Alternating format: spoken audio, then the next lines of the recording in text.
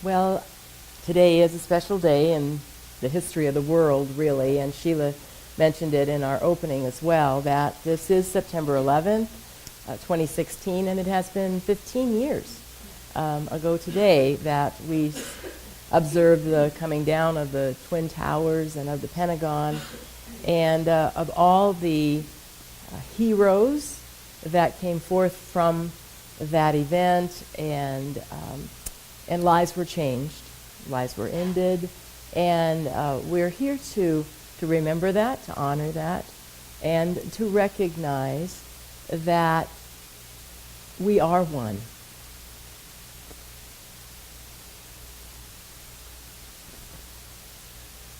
That we all felt that energy of that oneness. And since that time, there have been more innumerable senseless acts of horror and violence against humankind. And yet, through it all, love prevails. If love did not prevail, we would not be here. All of us, whether we are aware of it consciously or not, are that love, is that love in expression. And that's what we're here today to remember. That's what we're here as our theme for this month is back to basics. I feel that this teaching, the Science of Mind teaching, is so pertinent today as it was initially when Ernest Holmes, back in 1925 or so, started writing his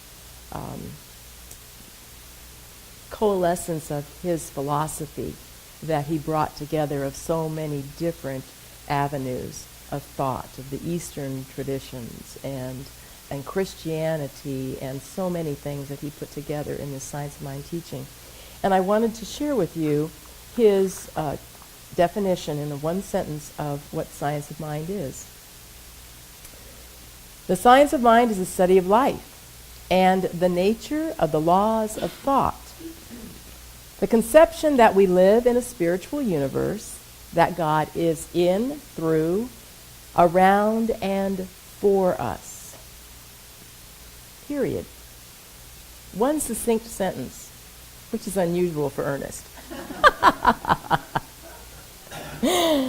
But what you glean from that one sentence is the fact that there is one power, there is one life, there is one source, there is one energy, there is one divine being.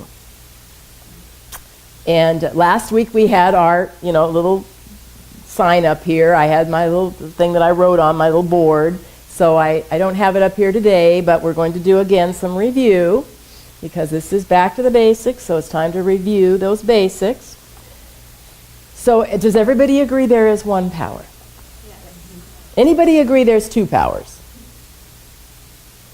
Okay, good. That's wonderful. That one power is what? It's good, love, spirit, acceptance, infinite. There you go. That was the one you guys left off last week I had to remind you of, so good job.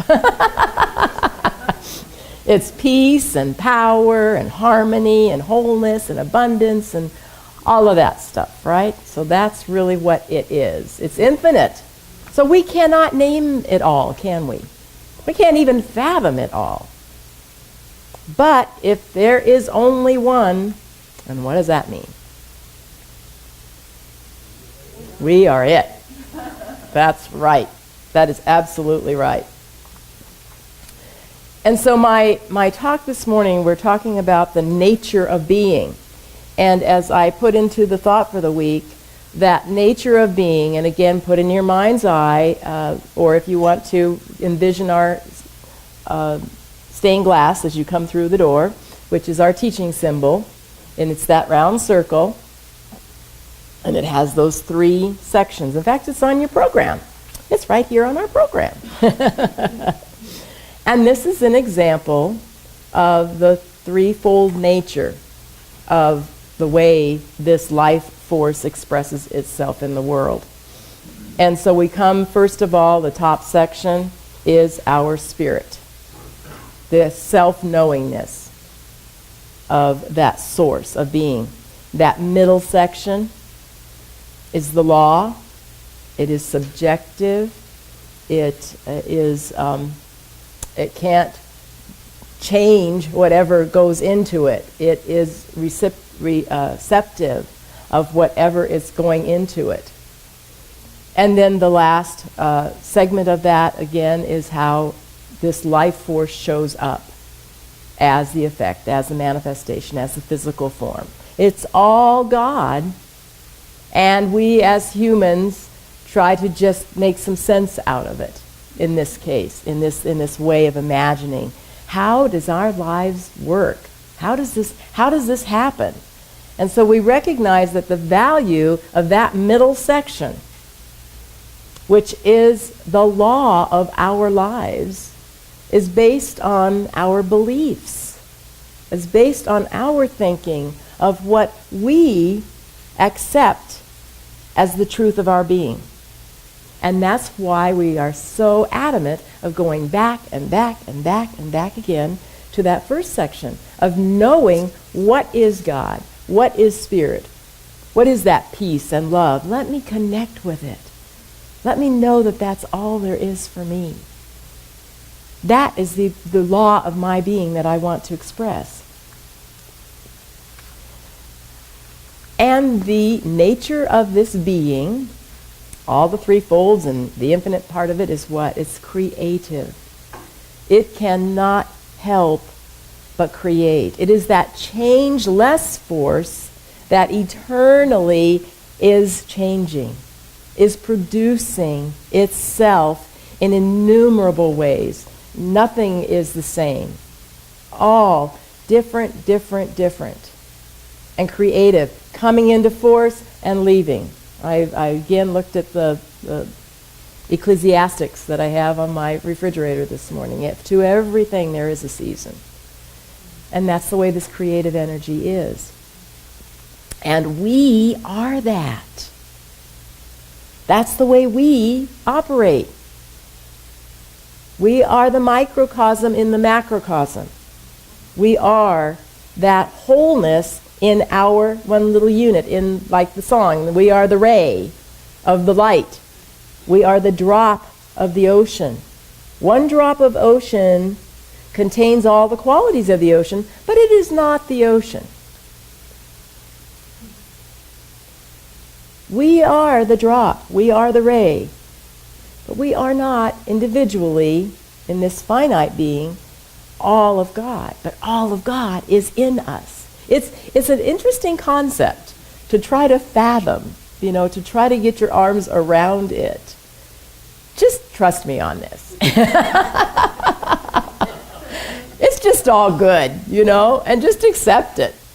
Because we honestly know that there is more, this infinite power is in and around and through us. Yesterday when we drove someplace and I totally consciously forgot to call in the parking angels, and just boop, there was the spot. Didn't even have to consciously call them in because God's working on my behalf. So we recognize that that's how our lives are being lived, by this infinite power that is in, around, and all through us. I was reading my Way of Mastery again, and in it there was a chapter that's entitled Self-Honesty, the Greatest Act of Love. And I want to read you a segment of it because it is so rich. And I'll take some time because it takes you a while to have it sink in what it's really saying. And it is so true.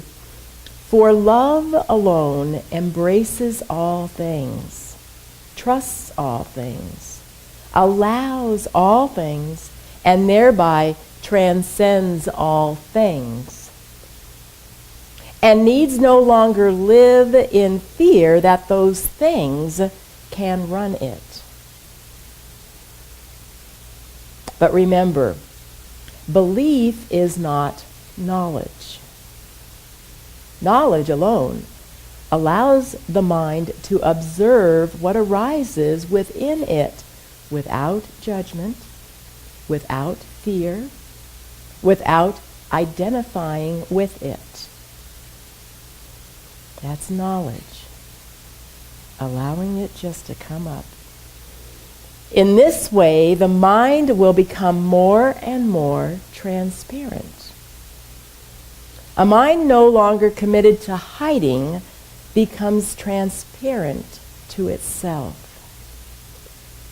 And through it, the power of Christ can begin to move with certainty, with knowledge, with grace, and with compassion.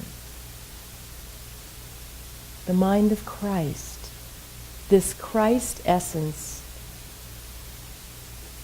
gave us this gift of connection from the God to us. This Christ is our emissary.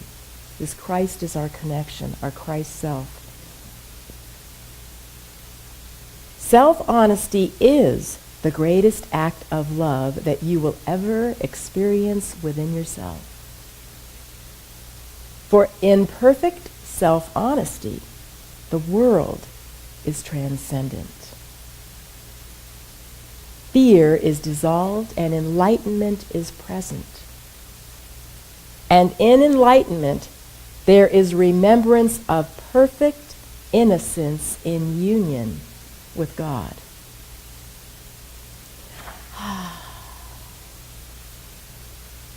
So the truth is, the truth be told, that we are all that. The name of God is that. I am that I am. And we are that I am. So in this schooling that we're going through, this beefing ourselves back up with the elementary units of Science of Mind 101, we're remembering to look again and again with honesty at our beliefs. And just letting them bubble up and looking at them and saying, are they truth? Is that a true belief? Or is it a belief that is limiting?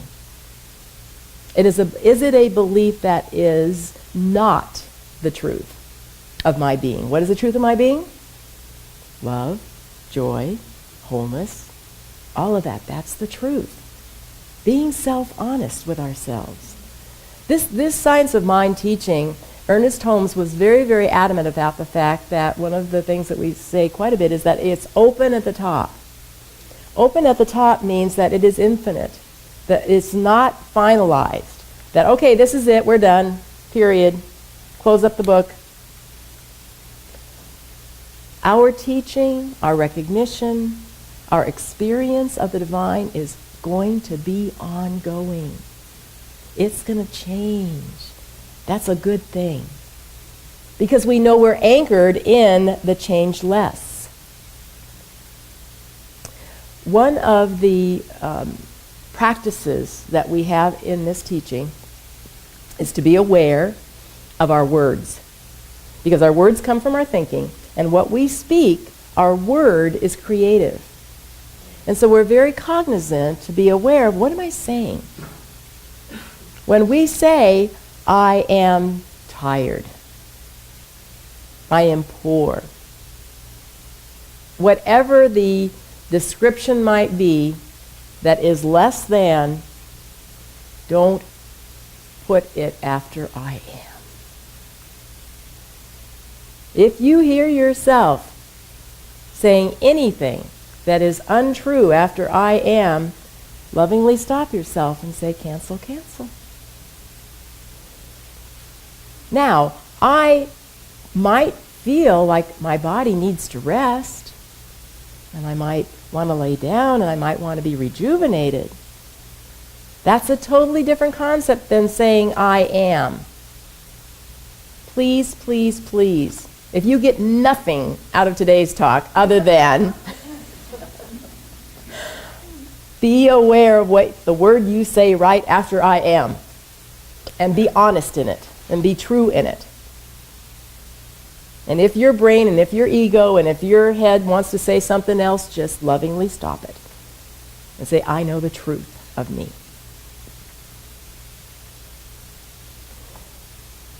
Don Miguel Ruiz wrote the 4 agreements, and the first agreement was to be impeccable with your word. Impeccable with your word means to tell the truth. Right? Yeah. So that's what we're doing. When we say I am whole. I am joyous. I am love. That's the truth of our being. Be aware what you say after I am. Because that is the law of your being. That's what's going to show up for you. You know, this stuff isn't hard. But it does take consistency. I was listening to my Michael Beckwith and his meditation series on visioning. And one of the things that he talks about in visioning and in meditation is the fact that meditation is one of the truest elements, one of the truest practices that we can use for transcendence, for allowing ourselves to live at a higher level of consciousness. And his definition of meditation is to have undistracted attention to reality, with a capital R. Undistracted attention to reality. And I know many, many people say, oh, I can't meditate. It's too hard. You know, I can't stay still long enough. I have all these thoughts that come in the monkey mind, and I try, but I just don't do it right.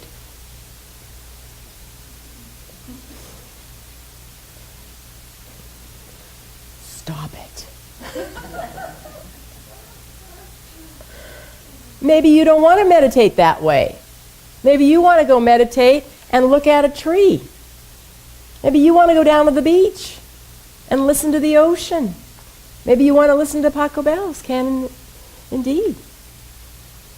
As long as you have an undistracted attention to reality, you are meditating. Give yourself that acknowledgement. It's not hard. Because it's what you are. All you got to do is open yourself up to it. One of the other elements that we talk about in this teaching is affirmative prayer. 5 steps. Again, I don't have my old board here today, but we'll see if you can remember. Step 1. Are you ready to receive?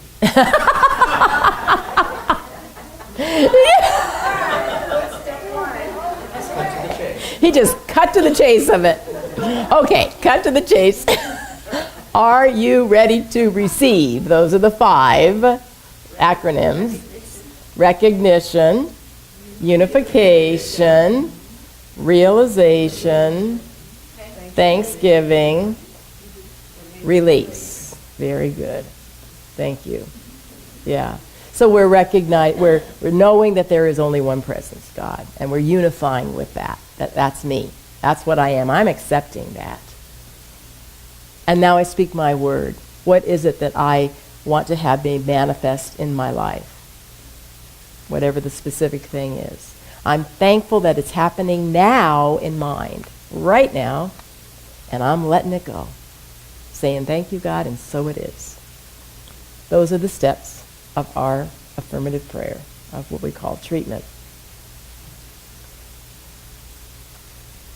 And so we want to know that even if you can just do the first 2 steps, that there is only love, and that's me. Because what I'm suggesting to you is that what you'll do is you'll start to become more and more open to what the will of God is for you. Now, we have our will, we have our goals and our desires and in this body, in this finite being that we are. But isn't it more glorious to be open and receptive and expectant of what this infinite God and love and source, how it wants to play through us? Yeah. It takes trusting. It takes releasing, letting go. Michael Beckwith says that every bit of transcendence, every step along the way means letting go, letting go, letting go. So that we can allow this light that we are to shine. It's all about polishing that light, keeping it clear. So we use our affirmative prayer, we use meditation, we use Ho'oponopono. That is another process that we use to keep ourselves clean and clear. Those 3 steps in that one are very simple. Just, I love you. Love is the basics, the starting of it. And then whatever I thought about, whatever I was thinking was in my head that was, quote, wrong, I'm sorry. I'm sorry I thought about that. Please forgive me. I guess it's 4 steps. Please forgive me. Thank you. Very simple. Another process. Another way that we can remember our truth and to stay in it.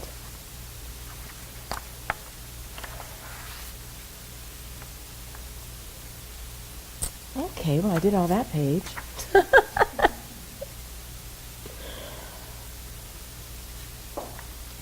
This is the day the Lord has made, and there will never be another one like it. This is the day of your life that you will never have another one like it. Make the most of it. Let go of all those limitations, of all those fears, of all those things that says, I got to do this, I should have done that. All those judgments, they mean nothing in the mind of God. God wants to play through you this day. Are you going to let God play through you today? Yes. Absolutely. So be ready for the joy. Be ready for the ride. Be ready for the exhilaration, for the infinite love that is expressing through you this day.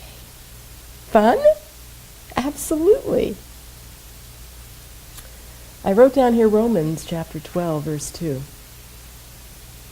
Do not be conformed to this world, but be transformed by the renewing of your minds, so that you may discern what is the will of God, what is good and acceptable and perfect. God's will for you is that. Accept God's will. Let it be. Be happy in this moment, knowing that God is expressing through you, as you, of you, in you, as in all of us. And just let it be. Remember to say, I am, in truth, in honesty. Be impeccable with your word. Speak the truth and the truth alone. Know that you are love in expression, and that love is infinite. So pray to see with the eyes of love. Pray to speak with the voice of love. And pray to be that love in action in your life. Today and every day. And so it is. Namaste.